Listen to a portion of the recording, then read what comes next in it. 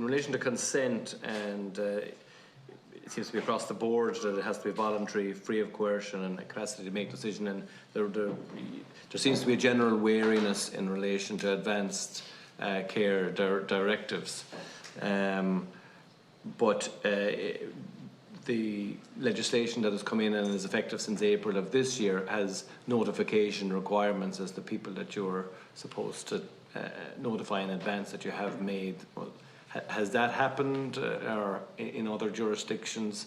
I know we're encroaching slightly on the international segment of what the committee will be discovering. Has that been made in other areas, and what form did it take? And in regards to notification, one thing I'm not sure I said before, I think it's important to look at what happens in terms of notification and how serious are the implications of not doing so.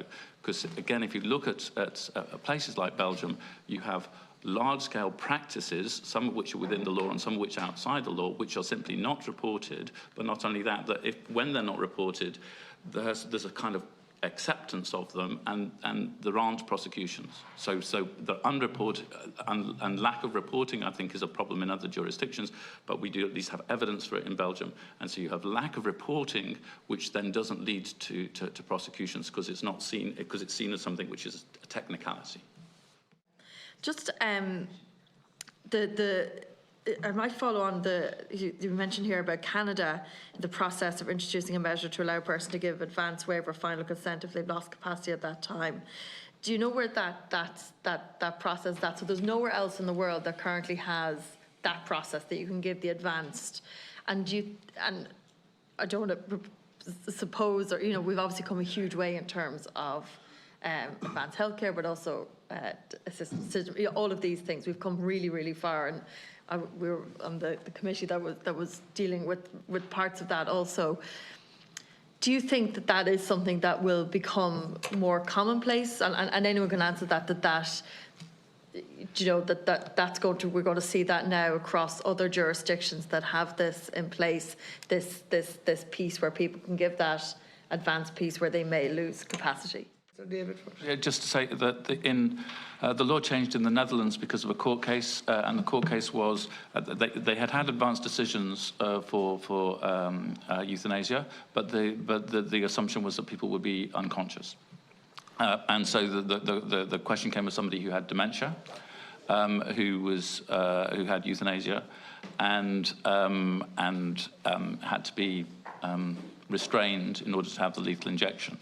And this caused anxiety about, is this because there was an advanced decision in place, this person didn't have capacity at the time, but there was no obvious problem with their life otherwise. They had dementia, but the problem with using advanced decisions, euthanasia decision in regard to dementia, which is a concern a lot of people have, is when do you take that decision about now we have the euthanasia, and that does seem to rest with other people, and there's even though dementia is a real visceral concern for people, this kind of legislation is really difficult to apply with regards to dementia. And if you do apply it, you do find yourself in situations where it looks very different to what you think of as voluntariness. If I could just jump in, right, just when we said, I hadn't even thought about the issue between the difference between capacity in terms of being unconscious, per se, and the capacity between the other, what we would maybe think of as for whatever the other variations of that may be.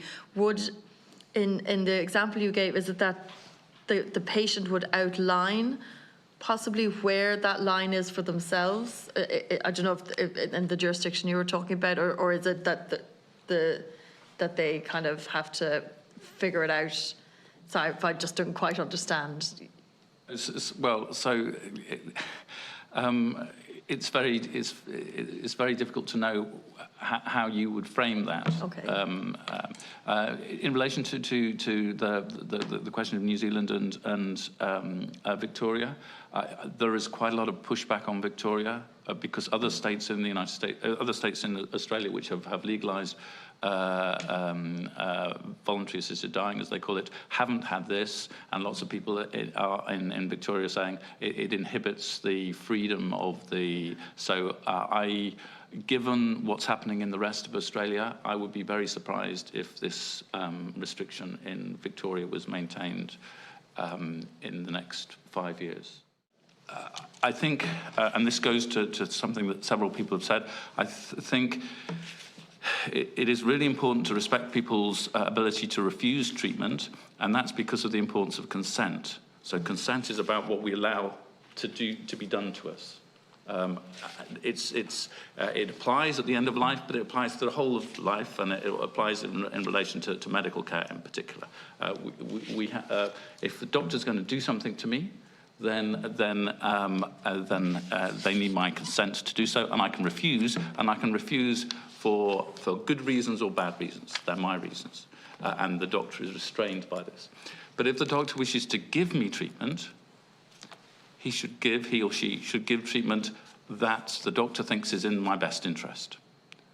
And then that's why it's a different thing. Can dying on some occasions be in a person's best interest if their condition is not going to change? Well, so I think that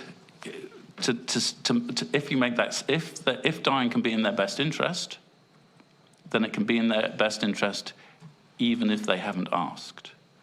And that's a very big step. That's a very big step. So I think... So where we come to there is that consent is important. Consent is important. Once it's in their best interest. So consent is a veto, even if something's not in my best interest. It would be in my best interest to have this, but I'm saying no, and the doctor can't impose it. But if the doctor's going to give me something, the doctor should only give what the doctor agrees is in my best interest. And that's why it's a very different way. That's why so if they both agree, if the patient's consenting that they want to be given something to hasten death in the moment.